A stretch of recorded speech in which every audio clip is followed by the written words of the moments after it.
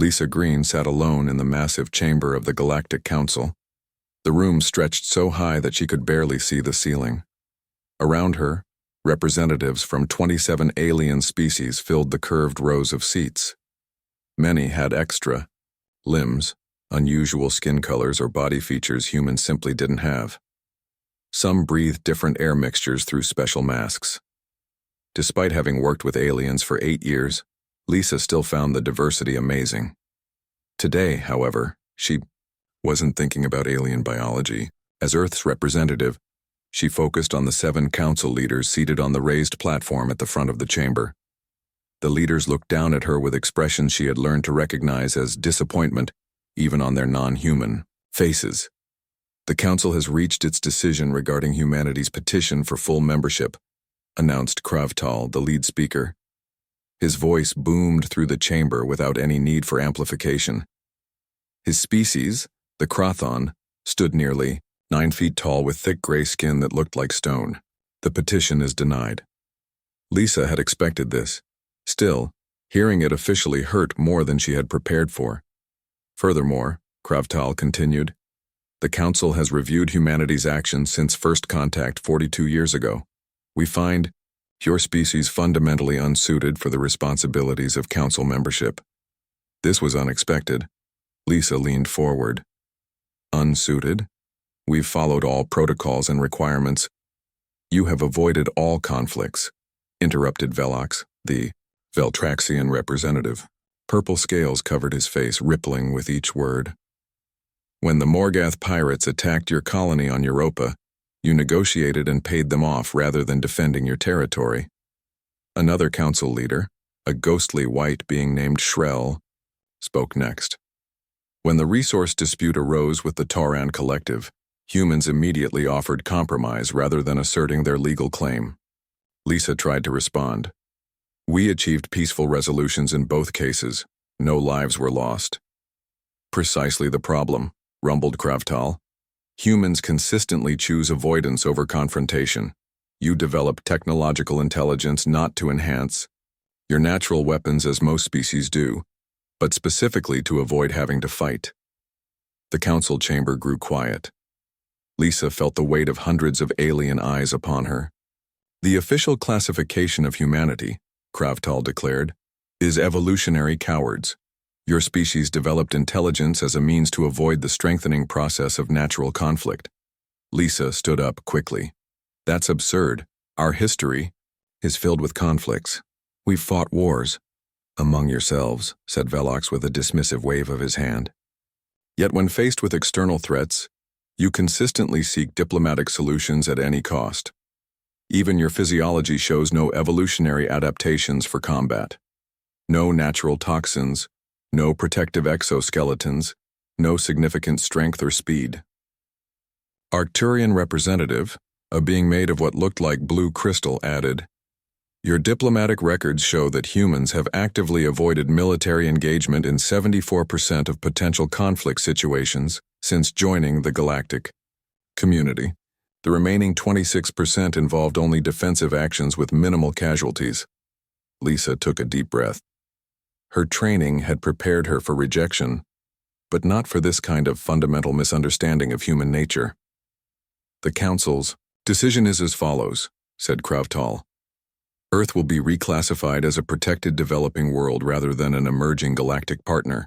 Human expansion will be restricted to your home solar system until such time as your species demonstrates the necessary courage to face galactic threats directly. This is outrageous, Lisa said, trying to keep her voice steady. We've contributed medical technology, art, and scientific discoveries. Our approach has prevented needless deaths. Your contributions are acknowledged, said Shrell. This is why we offer protection rather than isolation. But the galaxy is not a safe place, Captain. Green. Species that cannot stand their ground ultimately perish. Lisa wanted to argue further, but Council protocol gave her no right to challenge their ruling. With as much dignity as she could muster, she gathered her materials and prepared to leave. The human delegation has 2 standard weeks to vacate the Council Embassy Complex, Kravtal announced. Your government will receive the full documentation of our decision and the new restrictions on human activities in council space. As Lisa walked out of the chamber, she felt the stares of the alien representatives. Some seemed sympathetic, others satisfied, but most simply watched with curiosity, as if studying her reaction. Outside the chamber, Lisa found Alan Murphy waiting for her. The xenobiologist looked at her face and immediately knew the outcome. "That bad?" he asked. "Worse," Lisa replied as they walked down the long corridor toward the Earth Embassy offices. "They've classified us as evolutionary cowards." Alan stopped walking. "They what?" "According to the Council, humans developed intelligence specifically to avoid conflict rather than to enhance our combat capabilities. They're restricting us to our home system and revoking most of our trade agreements." Alan ran a hand through his graying hair. "That's not just wrong, it's dangerously wrong. They've completely misunderstood human evolution." Back in the embassy, Lisa called an emergency meeting with the small Earth delegation. As the senior members gathered in the conference room, screens lit up with connections to officials back on Earth. "The Council's decision goes well beyond a simple rejection," Lisa explained to the grim faces around her. "They've fundamentally mischaracterized our species in a way that will damage our standing with all Council races." "Can we appeal?" asked Olivia Baker, the military attaché whose job had always been more diplomatic than martial. "Not for at least 5 years according to Council law," Lisa replied. On the main screen, the Secretary General of Earth spoke up. "What exactly are the restrictions they're imposing?" Lisa looked down at her notes. "No human vessels beyond the Sol system without special permission. No new trade agreements, observer status only at council meetings. No voting rights on any issue." The room fell silent as the implications sank in. Decades of careful diplomatic work undone by a fundamental misunderstanding. Alan Murphy had been unusually quiet. Now he tapped on his tablet and projected an image onto the main screen. It showed comparisons of neurological scans across different species. "I've been studying comparative xenobiology for years," he said. "The Council has it completely backward. Look at these neural pathway complexities." He pointed to the human brain scan. "We didn't evolve intelligence to avoid fights. We evolved this specific type of intelligence that allows unprecedented stress adaptation and problem solving under pressure." Lisa leaned forward. "Explain." "The warrior species like the Krathon have straightforward neural pathways. Threat leads to aggression. Very efficient for combat but inflexible. Human brains show something unique in the galaxy. We can maintain complex decision-making under extreme stress conditions." Olivia nodded slowly. "So when we choose negotiation, it's not because we're afraid to fight," Alan finished. "It's because we can see more options even when under threat. We're not evolutionary cowards. We're evolutionary problem solvers, and the Council has just made a massive mistake." Lisa looked around the room at her team, then back at the officials on screen. "We have 2 weeks before we need to leave the Council world. Let's use that time to document Alan's findings. The Council may not listen now, but someday they'll need to understand who humans really are." Little did she know how soon that day would come. 6 months had passed since the Galactic Council declared humans evolutionary cowards. Earth's government had protested, but nothing changed. Human ships stayed in the Sol system. Trade suffered. Many alien species now avoided dealing with humans altogether. Lieutenant Jack Peterson commanded the research vessel Horizon near the edge of Sol system.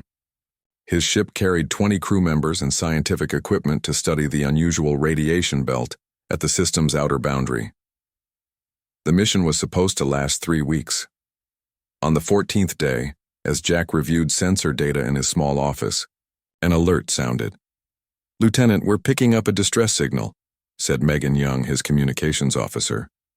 Her voice came through the ship's communication system with urgency. Jack hurried to the bridge. The main screen showed a blinking red dot about 2 hours from their position. "What do we know?" he asked. "It's a Delvin trading vessel," Megan replied, adjusting her headset. "They report they're under attack by 3 Vex-Ridge ships."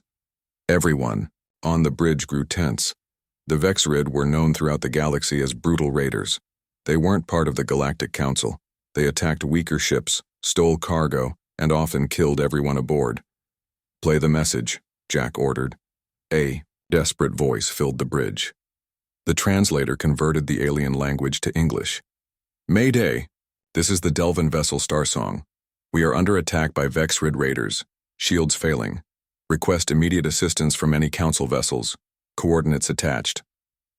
"Any other ships responding?" Jack asked. "No, sir," Megan said. "The nearest council patrol is at least 6 hours away." Jack faced a difficult choice. Council regulations now forbidden human military action outside their system. The council had specifically stated humans should stay out of conflicts they lack the courage to properly engage in. Ignoring these rules could make Earth's situation worse, but the Delvan crew would die without help. "Set course to intercept," Jack said firmly. "All hands to emergency stations." His second-in-command, Frank Wilson, looked worried. "Sir, the council restrictions. We're a research vessel responding to a distress call," Jack said. "That's allowed under basic space law. We'll figure out the rest when we get there." The Horizon changed course. As a research vessel, it had minimal weapons, just enough to defend against space debris and small threats. Going against 3 Vexrid attack ships was suicide if they fought directly. Jack gathered his officers quickly. "We can't win a straight fight, but we don't need to. We need a different approach." For the next hour, they prepared their plan. When the Horizon arrived at the coordinates, they saw the Delvan trading ship drifting, its engines damaged. 3 predatory Vexrid vessels circled it, firing occasional shots that struck the trading ship's failing shields. "They're toying with their prey," Frank said with disgust.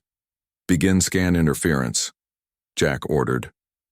The Horizon activated its research equipment in a way the designers never intended. The sensitive instruments meant to study radiation patterns now projected a field of false sensor readings. To the Vexrid ship's sensors, it suddenly appeared as if 5 human vessels had arrived instead of 1. "Open a channel," Jack said. When the connection was established, Jack spoke clearly and confidently. "Vexrid vessels. This is Lieutenant Jack Peterson of the Earth Defense Fleet. You are engaged in illegal activities in protected space. Withdraw immediately." There was a pause before a harsh, clicking voice responded. "Humans have no authority here.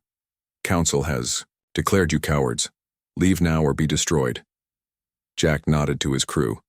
It was the response they expected. "Deploy the drones," he ordered. The Horizon released 6 small research drones. Normally used for collecting samples, the engineering team had quickly modified them. Now they emitted energy signatures that made them appear as armed missiles on enemy sensors. The drones raced toward the Vexrid ships, which scattered in response. "Now, Megan," Jack said. Megan activated the ship's communication array at maximum power. It broadcast a carefully prepared message on all frequencies, a complex series of command codes that mimicked Council military protocols. To the Vexrid ships, it would appear as if the human vessels were coordinating with an approaching Council fleet. One Vexrid ship fired on a drone, destroying it easily. But when they realized the drone carried no explosion, confusion spread among the raiders. "They're hesitating," Frank observed, "but they'll figure it out soon." "That's all the time we need," Jack replied. "Move us between the Delvans and the raiders. Get our shuttle ready for evacuation." The Horizon positioned itself to shield the damaged trading vessel. Its research shields weren't designed for combat, but they could absorb a few hits. "Vexrid vessels are regrouping," warned the sensor officer. "They're preparing to attack." "Begin evacuation of the Delvan crew," Jack ordered. As the shuttle launched toward the trading vessel, the Vexrid ships began firing. The Horizon shuddered as the first shots hit its shields. "Shields at 60%, reported the engineering officer. "Keep them focused on us," Jack said calmly. The crew worked with remarkable coordination. While the shuttle docked with the Delvan ship, the Horizon released its remaining drones in different patterns, creating confusion. The ship's computer sent false communications suggesting tactical movements that didn't exist. The Vexrid ships split up, trying to counter threats that weren't real while dealing with the Horizon's unexpected defense. "Sir, the shuttle reports 15 Delvin crew members aboard," Megan announced. "That's all of them. They're returning now." "Good. Prepare for immediate departure once they're docked." The Horizon's shields dropped to 30% as the shuttle returned. Among the rescued aliens was Kaltur, a junior diplomat from the Rese, Veltraxian hegemony who had been traveling on the Delvan ship. As the shuttle safely docked, 3 direct hits rocked the Horizon. Warning lights flashed across the bridge. "Shields critical. Engine damage on decks 3 and 4, reported the engineering officer. "Get us out of here, maximum speed," Jack ordered. The Horizon turned and accelerated away from the battle zone, taking several more hits before escaping the Vexrid weapons range. The damaged engines strained, but held together long enough to put distance between them and the raiders. Hours later, with emergency repairs underway, Jack visited the Delvin. Crew in the medical bay, the aliens looked at him with expressions he couldn't quite read. "Thank you for saving us," said the Delvin captain through a translator. "The council said humans avoid conflict, yet you risked everything." "We did what anyone would do," Jack replied simply. Kaltur, the Veltraxian diplomat, studied Jack with intense interest. "Not as the council would expect. You fought differently, not with strength of arms, but with adaptation." Jack smiled tiredly. "We use what we have." As he left the medical bay, Jack knew his decision would cause trouble with the council. His career might be over. But 15 lives had been saved. What he didn't know was that Kaltur was already composing a private message to someone who would find the humans' response extremely interesting. A xenobiologist named Alan Murphy, who had been researching human evolutionary patterns. The incident at the edge of Sol system was about to change everything. News of Lieutenant Peterson's rescue mission spread quickly. The Galactic Council called an emergency session 2 weeks later. Lisa Green, now back on the council station as Earth's representative, prepared to defend Peterson's actions. The council chamber felt even more hostile than before.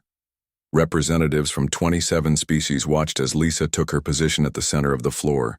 The 7 council leaders looked down at her from their raised platform.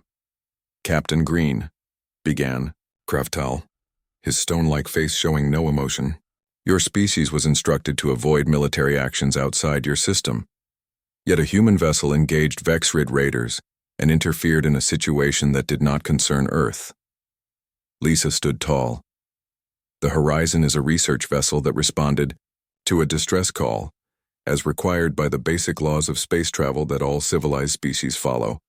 Velox, the Veltraxian representative, leaned forward. His purple scales darkened with anger. "The vessel used military tactics and deception against the Vexrid ships." "They used scientific equipment creatively to save lives," Lisa countered. 15 crew members are alive because of Lieutenant Peterson's actions." The debate continued for hours. The council seemed determined to punish Earth further for Peterson's interference. Lisa argued that responding to distress calls was a fundamental duty, not a military action. While the council debated, other events were unfolding elsewhere on the station. Dr. Alan Murphy sat in a quiet corner of the station's botanical garden. The air here was adjusted to match Earth's atmosphere. Plants from dozens of worlds created a peaceful setting where different species could meet comfortably. Alan checked his communication device again. The message had been cryptic. "Your research on human adaptation has significant implications. Meet me in Section 7 of the Botanical Garden. Come alone." KT, a shadow fell across the bench. Alan looked up to see a Veltraxian standing before him. The alien's purple scales shifted in complex patterns that Alan recognized as indicating nervousness. "Dr. Murphy? I am Kaltur, junior diplomatic attaché to the Veltraxian embassy." Alan nodded cautiously. "You sent the message?" "Yes." Kaltur sat down, keeping some distance between them. "I was aboard the Delvan vessel rescued by your Lieutenant Peterson." This got Alan's full attention. "You saw what happened?" "I did. And it contradicts everything the Council believes about humans." Coulter's voice dropped lower. The Council teaches that species either evolve for combat or avoid it. The strong develop natural weapons and fighting instincts. The weak develop intelligence to avoid conflicts they cannot win. Alan nodded. And they classified humans as the second type. Yes, but what I witnessed was neither. Coulter's scales rippled with excitement. Your lieutenant faced 3 Vexrid warships with a single research vessel. But instead of fighting as a Krathon would, with direct force, or fleeing as the Council expected, the humans adapted. Coulter described how the Horizon had used scientific equipment in ways never intended, created illusions with drones and coordinated complex maneuvers that confused much stronger enemies.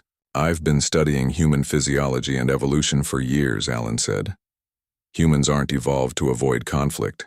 We're evolved to adapt to it. Our advantage isn't that we run from danger. It's that we can think clearly while in danger. Exactly what I observed, Coulter said.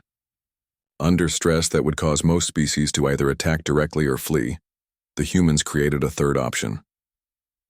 As they talked, Commander Olivia Baker, Earth's military attaché, was conducting her own investigation.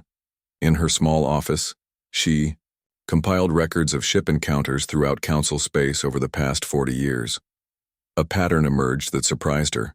Numerous Council ships had reported miraculous survivals from pirate attacks, technical failures, or natural disasters. Reading between the lines of the reports, Olivia recognized human involvement that had gone uncredited. A small Earth trading vessel happened to be nearby when a Delvan colony ship lost power near a gas giant. A human scientific expedition, coincidentally, provided crucial medical supplies when a Krathon military vessel suffered a viral outbreak. In each case, humans had helped, but quietly, without seeking recognition. Olivia wondered why these instances had never been brought to the Council's attention. The answer came when she noticed who had filed the reports. Junior officers, minor, officials, or civilian captains. The senior leadership of most species seemed to either ignore or suppress these accounts of human assistance. Meanwhile, at the outer edges of Council space, another situation was developing. 3 mining colonies had gone completely silent in the past month. The Council had sent investigators but found nothing conclusive. In the Council chamber, as the debate about Lieutenant Peterson continued, an aide rushed in and whispered urgently to Kravtal. The Krathon leader's stone-like face showed rare concern. This session will adjourn temporarily, he announced. Council leadership must attend to an urgent security matter. As the leaders filed out, Lisa remained on the chamber floor, uncertain what had happened. She noticed similar confusion among the other representatives. Her communication device beeped with a message from Olivia. Meet me in the Earth Embassy. Immediately. Bringing Alan. Something big is happening. When Lisa arrived at the embassy, she found Alan and Olivia already there, along with, surprisingly, Coulter. What's going on? Lisa asked. Olivia activated a holographic display showing a map of Council space. Red dots appeared at various points along the outer regions. 6 colonies have now gone silent, Olivia explained. No communications, no distress calls, nothing. The pattern seemed random at first, but Alan noticed something. Alan stepped forward. The attacks aren't random. They're systematically targeting communication relay stations in a specific pattern. He pointed to several points on the map. If these next locations are hit, half of Council space will be cut off from communication, with the other half. What could do this? Lisa asked. Pirates don't have this level of coordination. Not pirates, Coulter said quietly. The Council has just received reports of an unknown species attacking multiple systems simultaneously. They're calling themselves the Void Hegemony. The room fell silent as they considered the implications. The Council's military doctrine isn't designed for this kind of threat, Olivia said finally. They train for direct confrontations with known enemies. This distributed strategic attack pattern will confuse their command structure. Lisa looked at each of them. And while the Council is dealing with this new threat, they're still trying to punish humans for helping others. Dr. Murphy's research suggests humans might be uniquely suited to respond to this kind of crisis, Coulter said. But the Council won't listen while they still see humans as cowards. Then we need to change their minds quickly, Lisa said, because it sounds like the galaxy is about to face something it hasn't prepared for. None of them realized just how little time they had left. 3 days after their meeting at the Earth Embassy, everything changed. The Void Hegemony launched simultaneous attacks on 3 Council homeworlds. No one had expected such a bold move. The Council's military forces, organized around traditional warfare doctrines, suffered heavy losses against the unpredictable tactics of this new enemy. Lisa Green was in a meeting with minor Council officials when the attack on the station began. The first sign was the lights flickering. Then alarms blared throughout the massive structure. "All personnel to emergency stations," announced a computerized voice in multiple languages. "Unknown vessels approaching. This is not a drill." Lisa rushed to the Earth Embassy, where she found her staff already gathering essential equipment and data. Olivia Baker coordinated their efforts, her military training evident in her calm efficiency. "What do we know?" Lisa asked. "The station is under attack by at least 5 Void Hegemony ships," Olivia replied. "Most of the Council's defense fleet was sent to protect the homeworlds. We have minimal defenses here." The station shook as something struck it. The lights went out completely before emergency systems activated, bathing everything in dim red light. "Communication with most Council worlds is severed," reported Megan Young, who had been transferred from the Horizon to the embassy staff. "We're cut off." Lisa made a quick decision. "We need to find the Council members who remained on station. They'll have the authority to coordinate whatever defense we have left." As they prepared to leave the embassy, Alan Murphy rushed in with, "Coulter, the Council needs to see this now," Alan said urgently, holding up a data device. "My research on human evolutionary adaptations. It explains why humans might be crucial in responding to this crisis." "The senior Council members who stayed behind are gathering in the Central Operations Room," Coulter said. "I can take you there." The small group moved through corridors filled with panicked beings from dozens of species. The station's artificial gravity fluctuated, causing some aliens to struggle with movement. Lisa noticed how her human staff automatically helped those who were having difficulty, adapting quickly to the changing conditions. When they reached Central Operations, they found chaos. The remaining Council leaders argued about the proper response while station personnel tried to manage the deteriorating situation. Shrell, the ghostly white Council leader, noticed their arrival. "Captain Green, this area is restricted to Council personnel only." "We're here to help," Lisa said firmly, "and Dr. Murphy has information the Council needs to hear." Before Shrell could object, the station rocked violently. A technician called, "Out. External shields failing. We have hull breaches on levels 12 through 15. "Evacuation protocols are our only option," said a Delvan representative. "We must abandon the station." "The evacuation ships won't escape those void vessels," Coulter argued. "We need a defense strategy." As the Council leaders continued to debate, Lisa watched her human staff taking action. Olivia moved to a defensive systems console, working with the station's security team to reroute power. Megan linked their communication devices to create an independent network. Alan was already explaining his research to any Council member who would listen. The station shook again. More alarms activated. "Intruder alert," announced the computer system. "Unknown entities detected on levels 8, 16, and 22. "They've boarded the station," gasped a Council aide. Panic spread through the room. Several Council representatives began arguing about who had authority to make decisions with the senior leadership absent. Lisa had seen enough. She climbed onto a platform and spoke with a commanding voice that cut through the chaos. "Listen to me. Arguing about protocol won't save anyone. We need to work together now. Every species, every individual has something to contribute." To her surprise, the room quieted. "The station's primary systems are failing, but we can use secondary systems in ways they weren't designed for," she continued. "Commander Baker can help reorganize our defenses. Dr. Murphy can explain why different evolutionary adaptations give each species unique advantages in this crisis." Shrell looked skeptical. Why should we follow human suggestions? Your species avoids conflict. That's fundamentally wrong, Alan said, stepping forward. Humans don't avoid conflict, we adapt to it. Where other species developed natural weapons, humans developed unprecedented psychological resilience and social cohesion under pressure. As if to emphasize his point, the lights failed again. In the darkness, it was the humans who organized. Illumination from emergency equipment, calmly directing others to safety. Kaltur addressed the council members. I witnessed humans in action during the Vexrid attack. They don't fight like Krathon or think like Veltraxians, but they function within chaos better than any species I've seen. Another violent impact rocked the station. Intruders on level 21, reported the computer, approaching central operations. We need to move everyone to the evacuation area, Olivia said, checking a station schematic. But the direct routes are likely cut off or compromised. Then we make new routes, Lisa said. She turned to the station's chief engineer, a six-limbed being named Grecht. Can we repurpose the maintenance tunnels to move people safely? Grecht considered this. Possible, but not in our emergency protocols. Forget protocols, Lisa said. We need solutions, not rules. To her surprise, Shrell nodded in agreement. Proceed, Captain Green.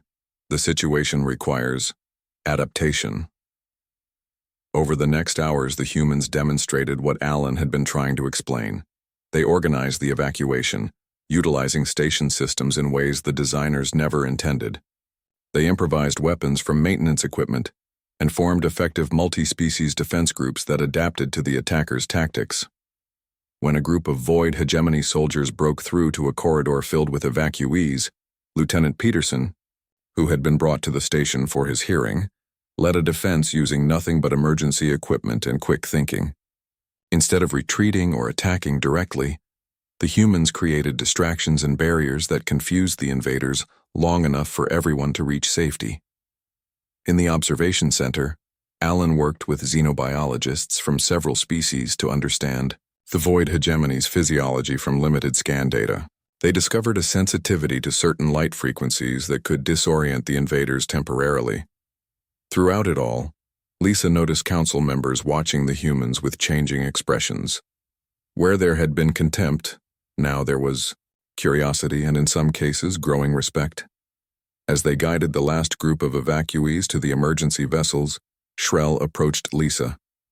I have never seen a species function so effectively in a crisis, the council leader admitted. It is not what we expected. This is who we've always been, Lisa replied. Not avoiding danger, but facing it together, adapting to it. For the first time, the council saw humanity's true evolutionary advantage, not the avoidance of danger, but the extraordinary ability to function within it. As the evacuation ships departed the damaged station, everyone knew that the galaxy had changed, forever. And humanity's place in it was about to change too. 3 months after the attack on the council station, representatives from across the galaxy gathered on Earth. It was the first time in known galactic history that a major council meeting had been held on a developing world. The choice of location was deliberate. Earth was the only major world that had successfully repelled the Void hegemony's initial assault. When Void ships appeared in the Sol system, Earth's defense forces had employed strategies that confused and ultimately defeated the attackers. No single tactic had won the battle. Instead, countless adaptations and unpredictable responses had overwhelmed the enemy's ability to adjust. The meeting took place in a large glass building overlooking the ocean. Representatives from 27 species sat around a circular table, with no raised platform. All were equal here. Lisa Green, now Admiral Green, entered the room wearing her formal uniform. The promotion had come after her leadership during the station evacuation. With her were Lieutenant Peterson, Dr. Murphy, Commander Baker, and to everyone's surprise, Kaltur, who now served as a liaison between Earth and the Veltraxian hegemony. Kravtal, the Krathon leader, stood as they entered. His stone-like face showed subtle signs of respect, something humans had learned to recognize in recent months of closer cooperation. The emergency session of the Galactic Council will now begin, he announced. Our first order of business is to formally rescind the classification of humans as evolutionary cowards. The declaration was unanimous. The council members had seen humans in action during the crisis. Many owed their lives to human adaptability. Further, continued Kravtal, Earth is granted full membership in the council, with all rights and privileges thereof. Lisa accepted the formal documentation with a dignified nod. It was a moment of victory, but not a time for celebration. The galaxy still faced an existential threat. Admiral Green will now present Earth's analysis of the void hegemony and our proposed strategy, Kravtal said, yielding the floor. Lisa activated a holographic display showing the known territory of the void hegemony and their attack patterns. Thakur, void hegemony operates unlike any enemy the Council has faced, she began. They don't follow traditional military doctrine. They don't seek direct confrontation or conquest of valuable resources. They systematically isolate, communicate, then eliminate. The holographic display showed how the enemy had targeted communication, systems first, then isolated regions of space before attacking.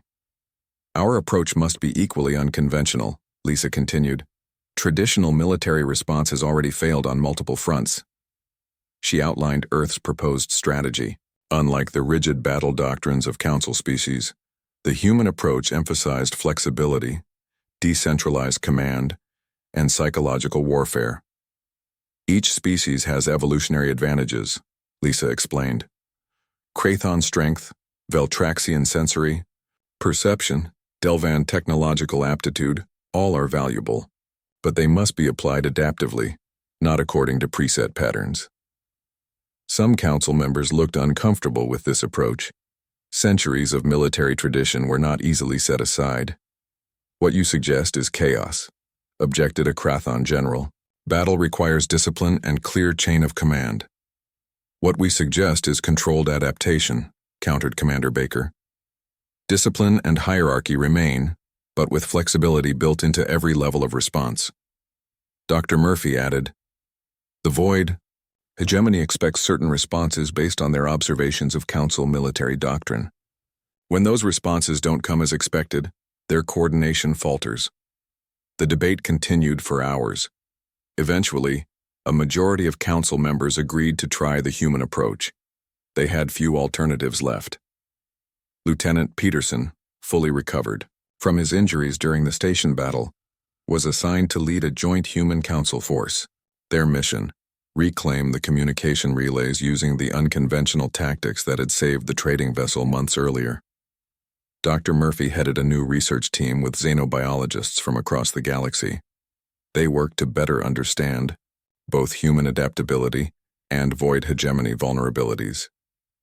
In the days that followed, battles raged across Council space. The new strategy showed promise, though victories came at great cost. The void hegemony, faced with unpredictable responses, began to commit errors.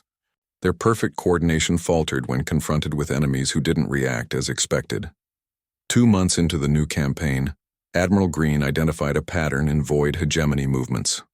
Their ships consistently returned to a specific region of space, an uninhabited system with a small rocky planet. It's not strategically significant, Lisa explained to the Council. There are no valuable resources, no important trade routes nearby. Then why focus there? Asked Shrell. Because, it's important to them for reasons we don't yet understand, Lisa replied. And that makes it the perfect target. The final battle occurred not at a strategic military location, but at this seemingly insignificant mining outpost. Admiral Green had identified it as the void hegemony's primary resource point. Rather than a frontal assault, the human-led coalition used a complex series of feints, psychological operations, and targeted strikes that left the hegemony's command structure in disarray. Lieutenant Peterson led the main strike force. Instead of attacking the planet directly, they deployed modified research drones that disrupted the unique communication frequency the void hegemony used.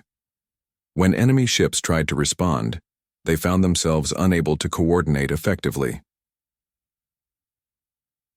The battle turned when Peterson's forces used the enemy's rigid command structure against them. By eliminating key communication nodes rather than fighting ships directly, they caused confusion throughout the enemy fleet.